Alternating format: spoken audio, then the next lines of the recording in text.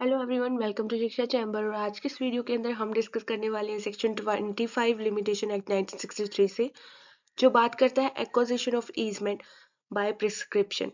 तो आज के इस लेक्चर के जो कंटेंट्स होने वाले हैं वो है, सबसे पहले तो हम मीनिंग देखेंगे कि ईजमेंट और प्रिस्क्रिप्शन क्या होते हैं। उसके बाद हम डिस्कस करने वाले हैं सेक्शन 25 लिमिटेशन एक्ट से ही। और उसके बाद हम देखेंगे इसेंशियल एलिमेंट्स कि ईजमेंट बाय प्रिस्क्रिप्शन को एक्वायर करने के लिए कौन से इसेंशियल एलिमेंट्स रिक्वायर्ड है। उसके बाद हम अपना डिस्कस करने वाले हैं केस लॉज। तो उससे पहले अगर आप लोगों को इसी लिमिटेशन एक्ट 1963 से रिलेटेड और वीडियोस देखनी है तो आप हमारे चैनल की प्लेलिस्ट में जाकर देख सकते हैं, और उसका लिंक भी मैं नीचे डिस्क्रिप्शन बॉक्स में दे दूंगी। प्लीज़ लाइक कर दीजिएगा वीडियो को। हमारा जो सेकेंड लेक्चर था लिमिटेशन एक्ट 1963 का, उसके अंदर हमने डेफिनेशंस पढ़ी थी। तो उन्हीं डेफिनेशंस में से सेक्शन 2F जो था वो भी ईजमेंट की ही बात कर रहा था। तो चलिए देखते हैं सेक्शन 2F के अंदर क्या लिखा हुआ था।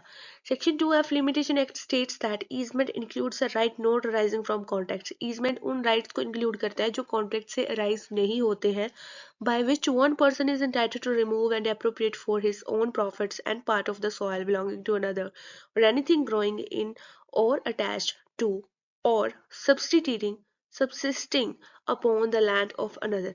इसका क्या मतलब था कि जो ईजमेंट है वो ऐसे राइट्स को इंक्लूड करता है जो कॉन्टेक्ट से अराइज नहीं होते, लेकिन किसी पर्सन ने क्या कर दिया, जो उस मतलब एक पर्सन था उसका, उसने किसी दूसरे पर्सन की लैंड के ऊपर उसको पोजेस्ट कर लिया अपने बेनिफिट्स के लिए, अपने प्रॉफिट्स के लिए। तो उसको ईजमेंट कहते हैं। ठीक है, इसकी अगर हम अच्छे से डेफिनेशन देखना चाहें, अच्छे से और अच्छे से इसका मीनिंग देखना चाहें, तो वो हमें कहाँ देखने को मिलेगा, वो हमें देखने को मिलेगा सेक्शन 4 है जो ईजमेंट एक्ट 1882 का, उसके अंदर। तो देखते हैं सेक्शन 4 क्या बोलता है ईजमेंट एक्ट 1882 का। According to the provisions of section 4, section 4 के according, an easementary right is a right possessed by the owner और ऑक्यूपायर ऑफ द लैंड। किसी पर्सन का क्या है, राइट पोजेस्ड कर लिया किसी ने, right possessed by the owner, owner के थ्रू, ऑन सम अदर लैंड, किसी और लैंड के ऊपर, नॉट हिज ओन, जो कि उसकी खुद की नहीं थी। किस पर्पज के लिए, the purpose of which is to provide the beneficial enjoyment, अपनी बेनिफिट्स के लिए, अपनी इंजॉयमेंट के लिए उसने क्या कर लिया, किसी और पर्सन की लैंड के ऊपर पोजेशन कर लिया, पोजेस्ड कर ली उसकी लैंड को विदाउट एनी इंटरप्शन, और पीसफुली अगर वो इंजॉय कर रहा है उस लैंड को अपने बेनिफिट्स के लिए, अपने प्रॉफिट्स के लिए, अपनी इंजॉयमेंट के लिए, तो वो क्या हो जाएगा, वो उसका ईजमेंट राइट हो जाएगा। अब इसके रिगार्डिंग देखते हैं इलस्ट्रेशंस। सबसे पहली हमारी जो इलस्ट्रेशन है वो ये है। पी एक आदमी था, being the owner of certain land और हाउस। ठीक है, ऑनर था किसी सर्टेन लैंड का और हाउस का, हैज अ राइट ऑफ वे, उसके पास राइट है क्या, कि वो वे आ जा सकता है क्यू के हाउस से, क्यू के हाउस से। ठीक है, जो कि क्या था, पी और क्यू का हाउस क्या था, एक साथ जुड़ा हुआ था। तो पी के पास क्या आ गया, राइट आ गया कि वो क्यू के घर से होकर जा सकता था। ठीक है, to move out of the street, this known as right of easement. तो ये क्या हो गया, ये अगर क्याऊ को कोई ऑब्जेक्शन नहीं है, क्यों कोई ऑब्जेक्शन नहीं कर रहा, कोई ऑब्स्ट्रक्ट नहीं कर रहा पी को, तो वो कंटिन्यूस उसका अपने बेनिफिट्स के लिए यूज कर रहा है, पीसफुली कर रहा है, ओपनली कर रहा है, तो क्या हो जाएगा, ये उसका ईजमेंट्री राइट हो जाएगा पी का। ठीक है, अब इसके एग्जाम्पल्स क्या हो सकते हैं ईजमेंट के, हम पढ़ रहे हैं ईजमेंट क्या हो जाएगी, राइट ऑफ वे जो हमने अभी ऊपर एग्जाम्पल के अंदर डिस्कस किया, right to discharge rain water. ठीक है, राइट टू सनलाइट एटसेट्रा। अब यहाँ रास्ता था, वहां सोच लो कि विंडो थी, तो विंडो में से आ रही थी ना, वाई के सॉरी पी की विंडो खुल रही थी क्यू के प्लॉट के अंदर, तो वहां से सनलाइट वगैरह आ रही थी, एयर आ रही थी, तो ये भी क्या हो गए, ये भी उसके ईजमेंट्री राइट हो जाएंगे। अब बढ़ते हैं हमारे नेक्स्ट वर्ड के ऊपर, जो कि है प्रिस्क्रिप्शन।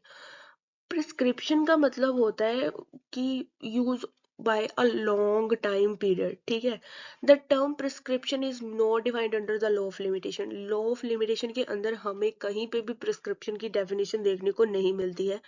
ठीक है, but it means the acquisition of an easement, पर इसका मतलब है एक्वायर कर लेना ईजमेंट को over the property of another through adverse use of the property. कैसे एक्वायर कर लेना उस ईजमेंट को, मतलब लॉन्ग टाइम से वो यूज करता आ रहा है उस ईजमेंटरी राइट्स को, तो ऐसे करके उसने क्या कर लिया, एक्वायर कर ली वो ईजमेंट। तो prescription is closely related to the doctrine of adverse possession. Adverse possession जो डॉक्ट्राइन है हम आगे पढ़ने वाले हैं अपनी नेक्स्ट लेक्चर के अंदर, तो उसके अंदर हम अच्छे से डिस्कस करेंगे। जैसे एडवर्स पोजेशन होता है वैसे ही प्रिस्क्रिप्शन भी होती है, लेकिन इनके बीच का जो एक डिफरेंस है वो यही है कि the difference being that a prescription easement receives as easement in land that is still owned by another, while an adverse possession receives title to the land। यहाँ तो क्या करता है वो, अ, उसके पोजेशन को अक्वायर करता है, किसके अंदर, ईजमेंट के अंदर। तो क्या करता है वो, प्रिस्क्रिप्शन जो ईजमेंट के थ्रू ली जाती है वहां तो सिर्फ पोजेशन एक्वायर कर रहा होता है, लेकिन एडवर्स पोजेशन के अंदर क्या होता है, वो टाइटल भी उसका क्या कर लेगा, टाइटल भी एक्वायर कर लेता है। इसको हम अच्छे से डिस्कस करने वाले हैं अपने नेक्स्ट जो हमारा सेक्शन होने वाले हैं उसके अंदर। तो अभी के लिए सिर्फ इतना ही समझना था कि प्रिस्क्रिप्शन का मतलब यही था कि लॉन्ग टाइम पीरियड से ईजमेंटरी राइट कोई पर्सन यूज कर रहा है अपना, उसको प्रिस्क्रिप्शन बोलते हैं, ठीक है। और प्रिस्क्रिप्शन बिल्कुल एडवर्स पोजेशन की तरह ही होता है, लेकिन इनके अंदर डिफरेंस यही है कि प्रिस्क्रिप्शन के अंदर तो वो सिर्फ और सिर्फ क्या करता है, पोजेशन एक्वायर करता है, लेकिन जो एडवर्स पोजेशन होता है उसके अंदर पोजेसर जो होता है उसके पास क्या आ जाएगा, टाइटल भी आ जाता है उस पर, उस लैंड का जिसको वो यूज कर रहे हैं। अब हम डिस्कस करने वाले हैं सेक्शन 25 लिमिटेशन एक्ट 1963। ये हमने बिल्कुल जो बेयर एक्ट के अंदर जो लैंग्वेज यूज हुई है बिल्कुल वही लैंग्वेज लिखी हुई है, वही सेक्शन को यहाँ हमने कोट कर दिया। कैसे, क्या कहता है सेक्शन 25, चलिए पढ़ते हैं। Acquisition of easement by prescription की बात कर रहा है सेक्शन 25, जो कि हमने शुरू में बात की थी जब हमने इस लेक्चर को शुरू किया था। सबसे पहला सब सेक्शन क्या बात कर रहा है, where the access and use of light और air, access and use of light or air to and for any building, किसके लिए, for any building have been peacefully, कैसे, peacefully enjoyed, कैसे enjoy की जा रही है, peacefully therewith as an easement and as of right without interruption and for 20 years and where any way, या तो कोई वे या फिर वाटर कोर्स, इसको अच्छे से पढ़ेंगे लेकिन यहाँ सिर्फ हम वर्ड हाईलाइट कर रहे हैं जिससे हम इस सेक्शन का क्या करेंगे, इस सेक्शन को समझेंगे, ठीक है। और the use of any water और any other easement where affirmative, चाहे तो वो पॉजिटिवली किया जा रहा हो चाहे वो नेगेटिवली किया जा रहा हो, हैज बीन पीसफुली, और यहाँ एक वर्ड और आ गया, openly enjoyed by the person, जो कि कर रहा है, क्लेम कर रहा है टाइटल ऑफ, जो कि ईजमेंट के through has a right of the right without interruption and for 20 years the right to such access and use of light or air way water course use of water or other easement shall be absolute and इनडिफिजिबल। इसके अंदर क्या बात हुई है, कुछ भी इतना घबराने वाली बात ही नहीं है। सेक्शन 25 के सब सेक्शन 1 से सिंपल सी बात कर रहा है कि अगर कोई पर्सन क्या कर रहा है, उसकी एक्सेस है लाइट एयर के ऊपर, किसी बिल्डिंग के ऊपर, और वो पीसफुली इंजॉय कर रहा है उस चीज को एज एन ईजमेंट, तो क्या हो जाए, विदाउट इंटरप्शन कर रहा है, मतलब कि जो कि क्लेमेंट है वो विदाउट इंटरप्शन यूज कर रहा है किसी दूसरे पर्सन की प्रॉपर्टी के ऊपर अपना ईजमेंट राइट, और वो जो दूसरा पर्सन है जिसकी वो प्रॉपर्टी है उसको कोई क्या है, ऑब्जेक्शन ही नहीं है, कोई उसने इंटरप्शन कोज ही नहीं की है, और वो क्या कर रहा है, जो क्लेमेंट है वो 20 ईयर्स तक अगर कंटिन्यूसली उस चीज को यूज कर रहा है, ठीक है। ये तो किस चीज के लिए हुआ था, लाइट और एयर की बात हो रही थी, ठीक है। पीसफुली अगर वो इंजॉय कर रहा है 20 ईयर्स के लिए, तो वो क्या हो जाएगा, उसका ईजमेंट्री राइट हो जाएगा। अब इन्होंने एक सेकंड चीज और बात कर ली की बोल दी है, क्या बोल रहे हैं, एंड वेयर, दूसरा कि एनी वे और वाटर कोर्स, कोई वे, कोई रास्ता, या फिर वाटर कोर्स, वाटर कोर्स होता है पानी का रास्ता, और the use of any water, या फिर कोई एनी वाटर का यूज कर रहा है और एनी अदर ईजमेंट, कोई अदर भी अगर ईजमेंट यूज कर रहा है, चाहे वो पॉजिटिव तरीके से कर रहा हो चाहे वो नेगेटिव तरीके से कर रहा हो, अगर वो पीसफुली और ओपनली इंजॉयड कर रहा है उस चीज को, जो पर्सन क्लेम कर रहा है ईजमेंट वो ओपनली कर रहा है, पीसफुली कर रहा है, तो क्या हो जाएगा, ये उसका ईजमेंट राइट हो जाएगा। अगर उस जो प्रॉपर्टी का रियल ओनर था उसने कोई इंटरप्शन, कोई ऑब्स्ट्रक्शन कॉज नहीं किया है, और क्लेमेंट ने 20 ईयर्स तक पीसफुली ओपनली किसी वे का या वाटर कोर्स का या फिर वाटर का या फिर एनी अदर अपना ईजमेंट राइट किसको छोड़ के, लाइट और एयर को छोड़कर अगर पीसफुली ओपनली इंजॉयड कर लिया विदाउट इंटरप्शन 20 ईयर्स के लिए, तो वो क्या हो जाएगा, उसका ईजमेंट्री राइट हो जाएगा, और वो क्या उसका एब्सोल्यूट राइट होगा, इंडिविजिबल राइट होगा, कोई उससे फॉरफिट नहीं कर सकता उस राइट को। यही बात कर रहा है सेक्शन 25 का सबसेक्शन 1। इसके अंदर हमने क्या दो चीजें लाइट और एयर को अलग करके क्यों पढ़ा, क्योंकि उसके अंदर सिर्फ पीसफुली कंडीशन रखी हुई है कि पीसफुली, लेकिन जो वाटर और एनी अदर ईजमेंट राइट है उसके अंदर इन्होंने दो कंडीशन रख ली। यहाँ देखो एंड का यूज हुआ है ना, तो उन्होंने दो कंडीशंस रख ली इसके अंदर, पहला तो वो पीसफुली करता होना चाहिए, दूसरा ओपनली करता होना चाहिए। तो ये था हमारा सबसेक्शन 1। अब बढ़ते हैं हमारे नेक्स्ट सबसेक्शन के ऊपर। देखो जो सबसेक्शन 2 है वो बिल्कुल ही इजी सेक्शन है। क्या बोल रहा है वो, each of the said period, जो हमने ऊपर पढ़ा है ऑफ 20 ईयर्स का, ठीक है, shall be taken to be a period ending.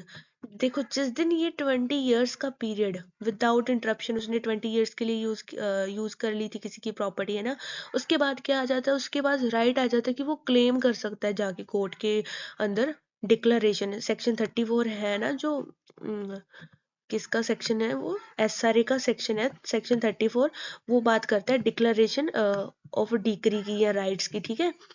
तो वो बोल रहा है कि आप डिक्लेयर करवा सकते हो, अब अगर आपने 20 ईयर्स यूज कर लिया उस चीज को, उस प्रॉपर्टी को आपने 20 ईयर्स तक यूज कर लिया विदाउट इंटरप्शन, ठीक है, तो जिस दिन वो एंड हुई ना, उसके 2 साल के अंदर अंदर, with in 2 years, with in 2 years next before the institution of the suit, 2 साल के अंदर अंदर आपके पास राइट है कि आप सूट इंस्टीट्यूट कर सकते हो, अपने राइट्स को क्या कर सकते हो, डिक्लेयर करवा सकते हो, अंदर किसके अंदर जाकर, सेक्शन 34 एसआरए के अंदर जाकर, ठीक है।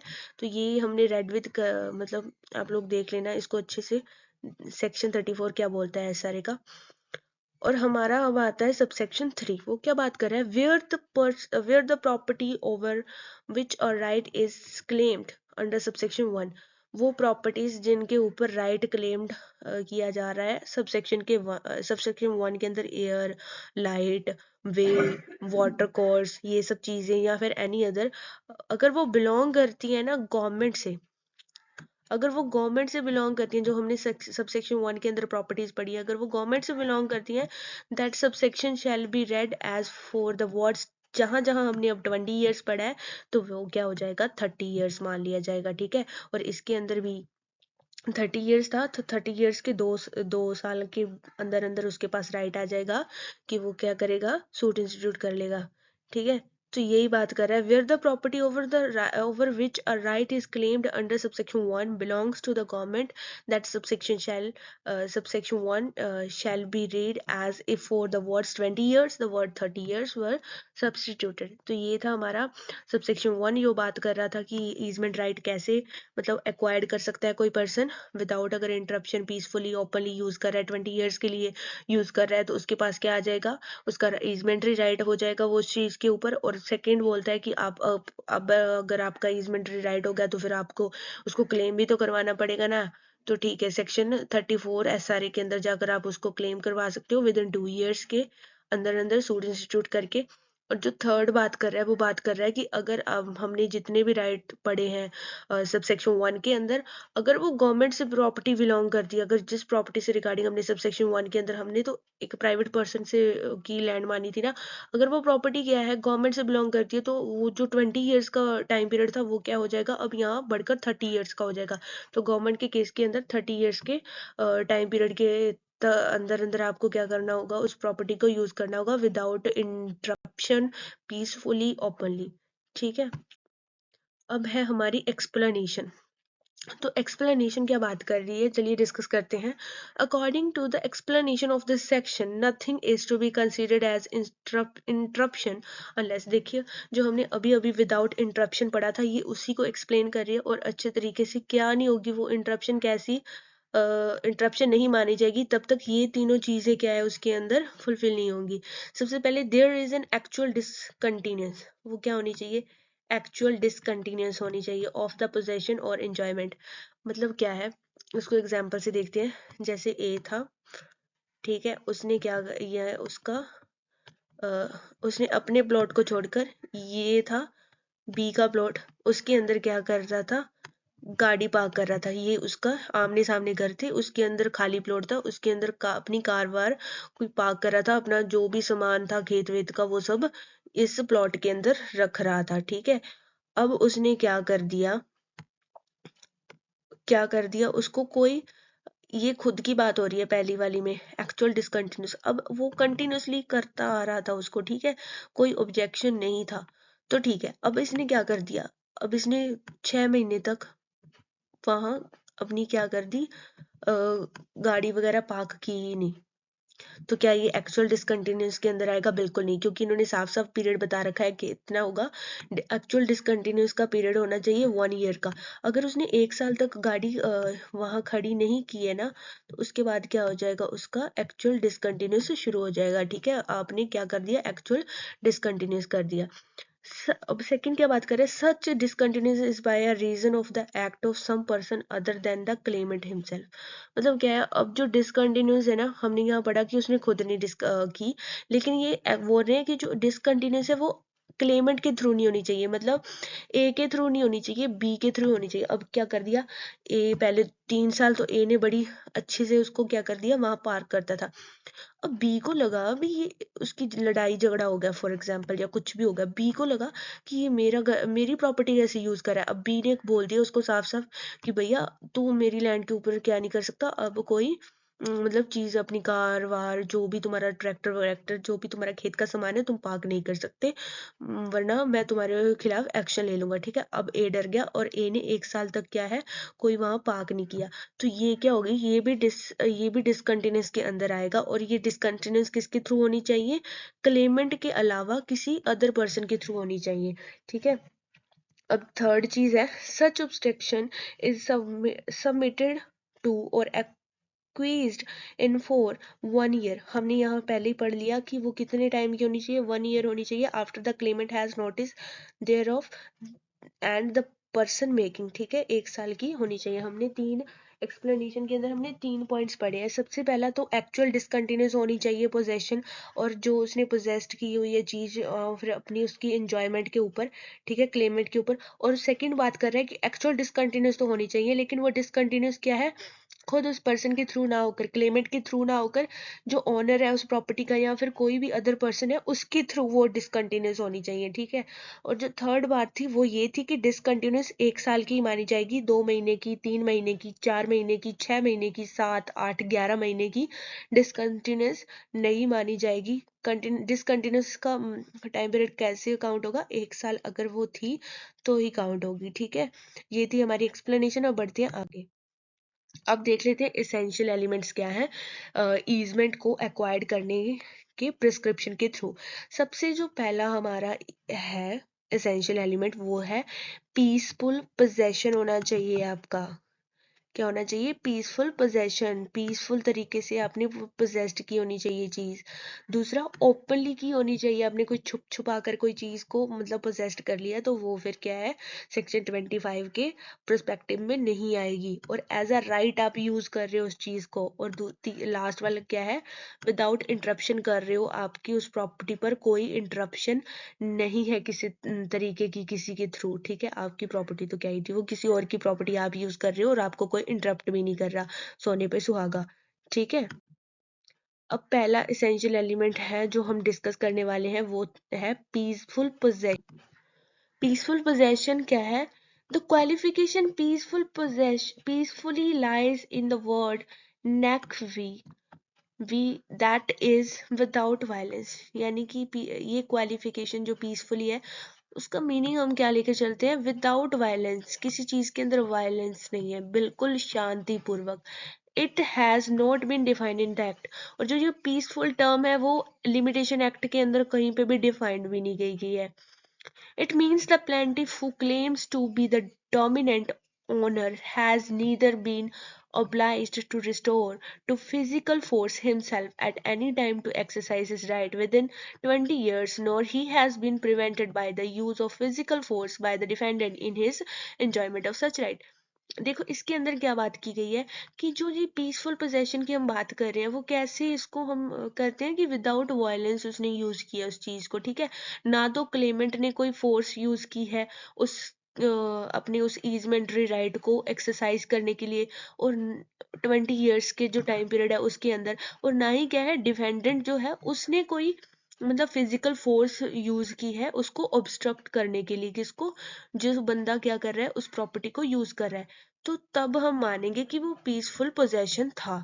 अगर उसने वायलेंस कर लिया, फिजिकल फोर्स वगैरह यूज कर ली, तो फिर वो पीसफुल पोजेशन के अंदर नहीं आता है। सेकेंड हमारा इसेंशियल एलिमेंट जो है वो है ओपनली।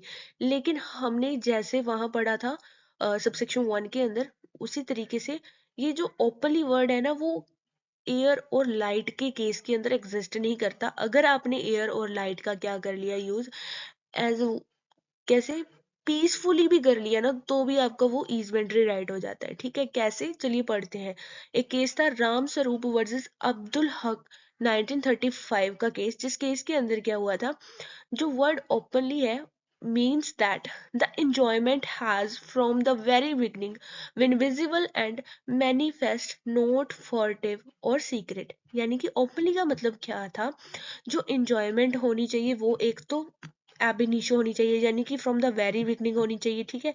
विजिबल होनी चाहिए, दिखनी चाहिए वो, ठीक है। और कैसी सीक्रेट तरीके से तो वो बिल्कुल नहीं होनी चाहिए, तो ही हम मानेंगे कि ओपनली हुआ है। अगर ये तीन चीजें हैं, एक तो बिगनिंग से होनी चाहिए, फ्रॉम द वेरी बिगनिंग से होनी चाहिए, विजिबल होनी चाहिए, और सीक्रेट तरीके से अगर नहीं कर रहे आप उस चीज का यूज, तो आपके वो सेकेंड वर्ड के अंदर मतलब आपका सेकेंड रिक्वायरमेंट हो जाएगी अपने ईजमेंट के लिए, जो कि है openly. There is a difference between the mode of enjoyment in case of air and light. It can be enjoyed as peacefully। ये क्या हमने पहले डिस्कस कर लिया, ये हम पीसफुली इंजॉय कर सकते हैं, but the other things can be enjoyed peacefully and openly. और लेकिन जो अदर चीजें हैं उनके लिए रिक्वायरमेंट क्या है, दोनों रिक्वायरमेंट है, पीसफुली भी होनी चाहिए और वो इन ओपनली भी होनी चाहिए, ठीक है। बढ़ते हैं अपनी थर्ड एसेंशियल एलिमेंट के ऊपर, जो कि बात कर रहा है as of right. The term as of right signifies enjoyment by a person in the assertion of a right. In order to fall under this category, enjoyment should be as of right, that is the person claiming it must have exercised it without leave or license from anyone। इसका मतलब क्या है कि उसने as a right ही use कर लिया, उसको ऐसा है कि वो अपनी ही प्रॉपर्टी यूज कर मतलब कर रहा है, अपनी ही प्रॉपर्टी है उसकी, उसने ऐसे उसको पोजेस्ट कर रखा है, ठीक है। और इसके अंदर क्या है, उसको कोई मतलब उसके पास कोई टाइटल नहीं है, कुछ नहीं है, ठीक है, लेकिन फिर भी वो यूज कर रहा है उस प्रॉपर्टी को एज अ राइट अपने बेनिफिट्स के लिए, तो इसको ऐसे लिया गया है यहाँ। अब हम बढ़ते हैं अपने नेक्स्ट इसेंशियल एलिमेंट के ऊपर, जो कि है विदाउट इंटरप्शन। विदाउट इंटरप्शन का मतलब क्या होता है, वही जो हमने अब तक पढ़ा है कि इंजॉयमेंट फॉर 20 ईयर्स, 20 ईयर्स तक आप इंजॉय कर रहे हो उस प्रॉपर्टी को, आपको किसी ने कुछ ऑब्स्ट्रक्ट नहीं किया, आपको किसी ने इंटरप्ट नहीं किया, आप इंजॉय कर रहे हो पीसफुली, ओपनली उस चीज को विदाउट एनी ऑब्स्ट्रक्शन, तो वो क्या हो जाएगी, आपकी ईजमेंटरी राइट हो जाएगा, ठीक है। अब हम पढ़ते हैं अपना केस लॉ, जो कि है Manindra Nath Bose versus Balram Chandra Patani and others 1973 का कलकत्ता हाई कोर्ट का केस था। इसके अंदर क्या होल्ड हुआ, held that the customary right of way for all the villagers is not a right which can be acquired by prescription under section 25। की जो कस्टमरी राइट ऑफ वे होते हैं ना विलेजर्स के, वो इस सेक्शन के अंदर एक्वायर नहीं किए जा सकते प्रिस्क्रिप्शन के थ्रू, ठीक है। ये बात हेल्ड की थी मनिंद्र नाथ बोस वर्सेस बलराम चंद्र पटानी के केस के अंदर। तो ये था हमारा सेक्शन 25 लिमिटेशन एक्ट 1963, जो कि बात कर रहा था कि कैसे हम एक्वायर्ड कर सकते हैं ईजमेंट को बाय प्रिस्क्रिप्शन, जिसके अंदर हमने मीनिंग देखा ईजमेंट क्या होती है, प्रिस्क्रिप्शन क्या होती है। उसके बाद हमने सेक्शन 25 को बेयर एक्ट से पढ़ा, उसको बेयर एक्ट की लैंग्वेज को ही कोट किया, और उसके बाद हमने देखे थे सेक्शन जो 25 है उसके अंदर 3 सब सेक्शन है जो बात करते हैं कि फर्स्ट जो बात करता था वो कर रहा था कि कैसे ईजमेंट को एक्वायर्ड कर सकते हैं, और जो सेकंड बात कर रहा था वो बात कर रहा था कि कैसे आप उसको क्लेम करवा सकते हैं, क्योंकि अगर एक बार आपकी वो ईजमेंट राइट हो गया तो आपको वैसे तो नहीं मिलेगा, आपको क्लेम करवाना पड़ेगा। तो आप सेक्शन 34 SRA की हेल्प लेकर उसको क्लेम कर सकते हैं, और आपके पास वो जिस दिन 20 ईयर्स एंड हुए उसके बाद का 2 साल का टाइम पीरियड भी आपके पास है कि आप डिक्लेयर करवा सकते हैं उसको अपना ईजमेंट्री राइट। और उसके बाद थर्ड सब सेक्शन के अंदर हमने पढ़ा था कि अगर प्रॉपर्टी गवर्नमेंट से बिलोंग करती है तो क्या होगा। तो फिर उस केस के अंदर होगा कि जो 20 ईयर्स का आपको टाइम पीरियड था आपको विदाउट इंटरप्शन 20 ईयर्स यूज करना था, वो आपको अब करना पड़ेगा 30 ईयर्स। ठीक है। तो उसके बाद हमने कुछ पढ़ी थी इसेंशियल रिक्वायरमेंट सेक्शन 25 से रिलेटेड।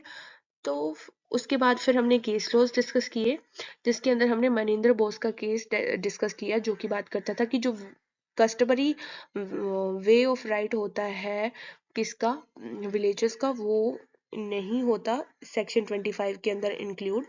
ठीक है। तो होप कि आप सबको सेक्शन 25 का कंसेप्ट अच्छे से समझ आया होगा। ये हमारा शिक्षा चैम्बर इंस्टाग्राम पेज भी है, आप इसी को जाकर वहाँ फॉलो भी कर सकते हैं। और अगर आपको ये वीडियो अच्छी लगी, इंफॉर्मेटिव लगी, तो आप इस वीडियो को लाइक कर सकते हैं, शेयर कर सकते हैं, और कमेंट सेक्शन में अपनी कोई भी क्वेरी बेझिझक पूछ सकते हैं। मिलते हैं नेक्स्ट वीडियो में नेक्स्ट लेक्चर के साथ। तब तक के लिए take care guys, bye bye.